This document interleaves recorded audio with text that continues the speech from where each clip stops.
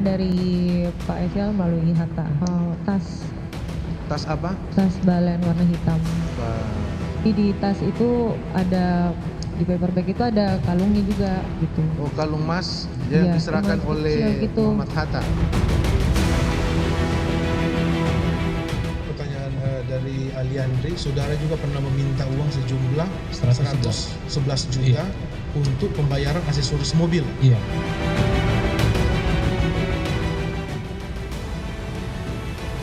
Magang kok bisa dapat uang, waktu itu gimana ceritanya? Saya juga nggak tanya Pak, karena saya kira emang Saksi mendapat Sudah info gaji dari saya. siapa ada uang?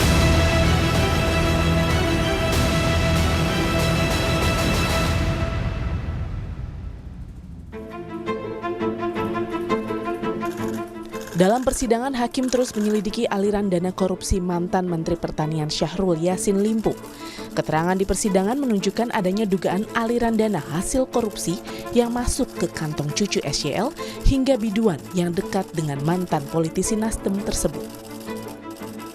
Dari kesaksian biduan Nayunda Nabila, di persidangan terungkap Nabila mendapat sejumlah kemewahan dari ex-mentan SYL. Seperti honor bernyanyi sebesar 25 hingga 30 juta rupiah, hingga gaji sebagai pegawai honorer dalam setahun sebesar 45 juta, padahal ia hanya masuk kerja 2 hari. Nayunda juga menyebut dirinya mendapat tas mewah hingga kalung emas dari SYL. Balen juga Pak. Pernah diberikan barang saudara oleh Hatta? Iya pernah. Muhammad Hatta? Iya. Barang apa? Tas apa? balen warna hitam. Itu ya. Pak Hatta sendiri yang kasih ke saudara. Dia enggak ini pemberian dari siapa atau Iya. pribadi dia? Pemberian dari Pak SL melalui Hatta. Itu jadi sekalian yang mulia. Jadi di tas itu ada, di paper bag itu ada kalungnya juga gitu. Oh, kalung emas yang Iya, diserahkan emas oleh kecil gitu. Muhammad Hatta. Iya. Tak hanya biduan, anak-anak hingga cucu SYL diduga menikmati aliran dana korupsi SYL di Kementan.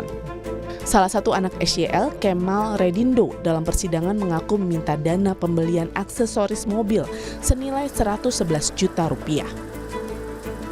Tak hanya itu, ia juga diduga mendapat uang untuk melakukan renovasi kamar sebesar 200 juta rupiah, termasuk cicilan Alphard 43 juta rupiah selama 10 bulan. Tidak hanya ke anak, cucu SYL juga diduga menerima aliran dana korupsi SYL di Kementan, hingga kemudahan untuk diangkat menjadi tenaga ahli hukum di Kementan dengan honor 10 juta rupiah dan mendapat mobil dinas. Bahkan biaya untuk hitanan dan ulang tahun cucu SYL diduga juga didapat dari aliran dana korupsi SYL di Kementan. Magang kok bisa dapat uang, waktu itu gimana ceritanya? saya juga nggak tanya Pak, karena saya kira emang Saksi mendapat Sudah info gaji dari saya. siapa ada uang masuk? kayaknya dari Rini. Rini, ya apa yang disampaikan Rini? Nah, Kak, ini gajinya udah masuk. Gajinya, kan saksi gaji, saksi juga tadi sebut ada SK kan gitu, Ada Pak? ya kan? Nah, saksi kan membaca SK itu SK apa? SK magang atau SK tenaga ahli? Saya tidak baca Pak. Selain kepada keluarga, aliran uang SYL juga diduga mengalir ke Partai Nasdem. Mantan staf khusus Mentan Syahrul Yassin Limpo yang juga wakil bendahara umum Partai Nasdem, Joyce Triatman, mengaku diarahkan SYL untuk menggunakan uang 850 juta rupiah untuk keperluan acara penyerahan formulir bakal calon legislatif Partai Nasdem ke KPU. Dan ulang bahwa 850 juta yang memang pada saat sudah tersedia uang tersebut sesuai dengan arahan Pak Menteri itu harus digunakan untuk pembiayaan acara keberlangsungan penyerahan formulir Bacalek DPR RI ke gedung KPU. Mantan Menteri Pertanian SYL didakwa jaksa menerima uang gratifikasi dan korupsi hingga sebesar 44,5 miliar rupiah. Uang sebesar ini diduga hasil dari memerah sejumlah pejabat eselon 1 di Kementan untuk keperluan pribadi SYL. Tim Liputan Kompas TV. Kami bahas soal aliran korupsi Syahrul Yassin Limpo yang diberikan ke istri, anak, cucu hingga biduan ini bersama dengan pakar hukum pidana, spesifiknya lagi terkait dengan tindak pidana pencucian uang, Yenti Garnasi. Bu Yenti, selamat sore. Assalamualaikum. Selamat sore, Waalaikumsalam. Terima kasih sebelumnya sudah hadir dalam diskusi kami kali ini. Menyimak kasih. proses sidang dalam waktu ke waktu, banyak fakta terungkap, pemberian uang ke sana sini ke anggota keluarga, bahkan sampai ke biduan. Ini Anda membacanya pola macam apa ini, Bu? Hal yang lumrah kah? Ya, hal yang mengagetkan ya, dan mungkin ya ini korupsi yang mungkin bukan paling besar di kementerian, tapi membukanya semua ini ya, buka-bukaan semua ini kan sangat sangat menyedihkan ya, sangat apa ya, sangat kok sebegitunya gitu ya.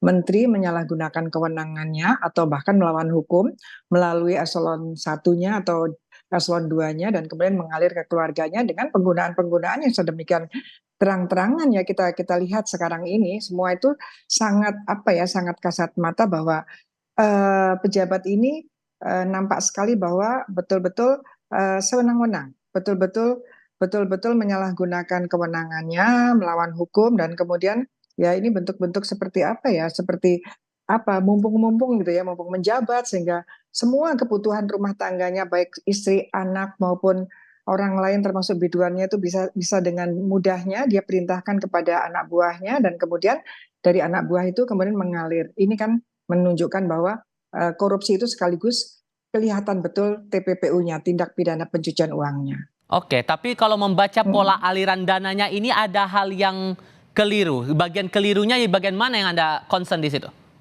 Begini, kalau dari kita mengikuti pengadilannya lah ya, tentu kan kita lihat ya, walaupun tidak seluruhnya, tapi kan sudah tampak ya bahwa orang-orang yang menerima ini kan tidak langsung dari Pak Menteri, ya kan? Yang diperintahkan juga bukan menterinya langsung memerintahkan, tetapi atau menerima. Yang menerima itu bukan dari Pak Menteri langsung, tapi Menteri itu melalui stafsus, melalui eselon satunya, kemudian eselon 1 mungkin turun ke eselon 2. Dan kemudian ada pos-pos dari anggaran kementerian yang digunakan untuk kemudian memenuhi permintaan Pak Menteri itu. Jadi ketika ada anggaran negara dari kementerian ini dalam hal ini, yang kemudian saya tidak tahu nanti itu disposisinya bagaimana, kemudian ngambil pos mana, sehingga kemudian mengalir seperti misalnya ada membayar apa ya, cicilan mobil ya, mobil 45 juta per bulan gitu ya, sekian tahun kan itu bagaimana ya caranya sampai ada pos mana kemudian dia keluar gitu. Artinya ketika ada perintah ya, ada perintah pasti ada tertulis ya, kita pasti itu ya ada tertulis entah itu disposisi siapa, begitu dia keluarkan, tertulis itu keluarkan, karena kemudian uangnya itu keluar, itu kan terjadi korupsi. Karena apa? Karena alasan pengeluarannya kan tidak sesuai dengan tusinya kementerian itu, tidak sesuai dengan kepentingan itu. Setelah itu kemudian mengalir kepada mana itu ada klinik, kecantikan lah, kemudian memberikan honor ini juga kan honor bulanan kepada siapapun itulah ya yang diangkat, apa stafsus, apakah itu apa ya pegawai honorer, itu kan ada SK-nya harusnya. Sampai memfasilitasi segala kebutuhan cucunya juga kan, iya, Bu? Betul. Ini aja deh yang honor itu saja kan SK-nya. SK-nya itu dasarnya apa? Dari SK yang tidak benar saja sudah menunjukkan akan adanya korupsi. Itu sudah mudah. Kemudian cucunya. Kemudian berangkat ini ya yang harus dibongkar lagi juga ya. Berangkatnya ke mana? Ke luar negeri. Ke luar negeri termasuk umroh gitu ya. Menggunakan fasilitas negara, uang negara dalam ini kementerian. Kemudian kita kepengen tahu seperti itu mudahnya. Ini karena masuk uang kementerian itu paspornya paspor siapa ya untuk keluarganya ini? Apa bisa paspor umum gitu ya? Terus kemudian uangnya digunakan untuk tiket orang-orang itu. Pasti kan harusnya paspor biru. Atau kan memang mereka ini berangkatnya dengan paspor biru gitu kan? Kalau dengan paspor biru berarti kan ada kementerian lain ini yang ikut-ikut kan, yang bisa melegalkan mengeluarkan paspor biru pada orang-orang yang tidak mempunyai hak untuk dapat paspor itu. Ini juga masalah hak itu tadi berarti kalau mereka ambil contoh yang anak yang meminta uang untuk cicilan mobil itu secara tidak langsung dia bisa dimintai pertanggungjawaban terutama untuk pasal TPPU itu tadi? Iya, TPPU, bahkan saya pikir ya anaknya ini kan yang pegawai negeri itu ya, PNS ya.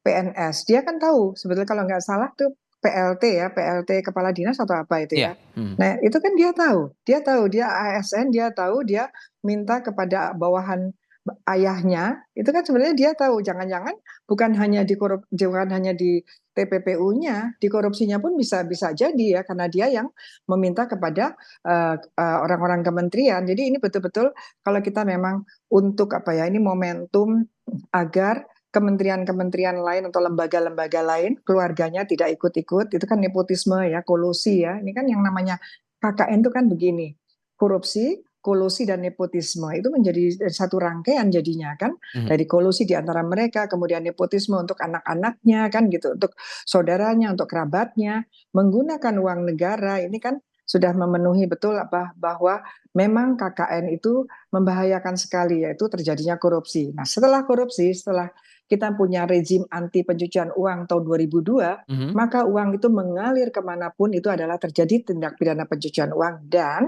yang mengalirkan maupun yang menerima aliran itu adalah pelaku tindak pidana pencucian uang. Yang mengalirkan itu ancaman pidananya maksimum 20 tahun, yang menerima itu adalah ancaman pidananya adalah maksimum 5 tahun.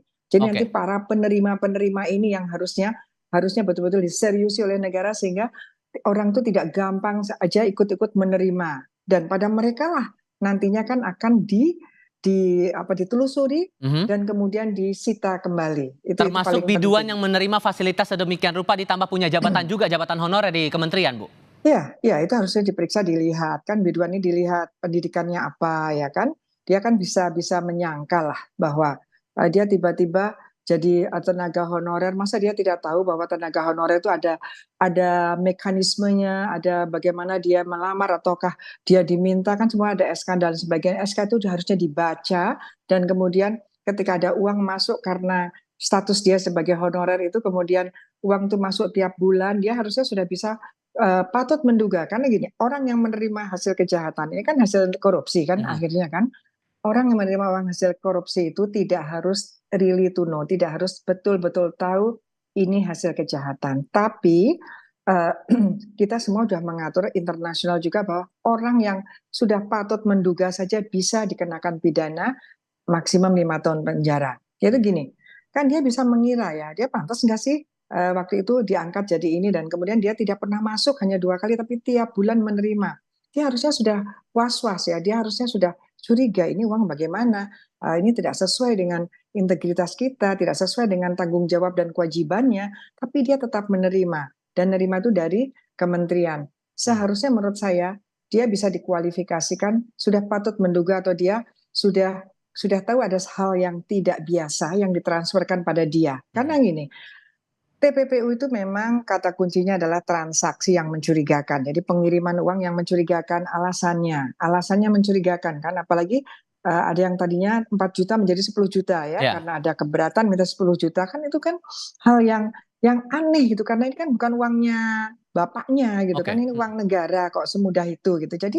Jadi hal-hal seperti ini harusnya ya bukan masalah kita kok tega ya, ini keluarga dan sebagainya, memang begitulah undang-undang gitu. Oke, itu tantangannya, dan fakta-fakta hukum lain juga mungkin bisa jadi terungkap lagi dalam proses sidang berikutnya. Bu Yenti, terima kasih banyak sudah berbagi perspektif bersama kami sore ini. Selamat sore, Ibu. Terima kasih, selamat sore.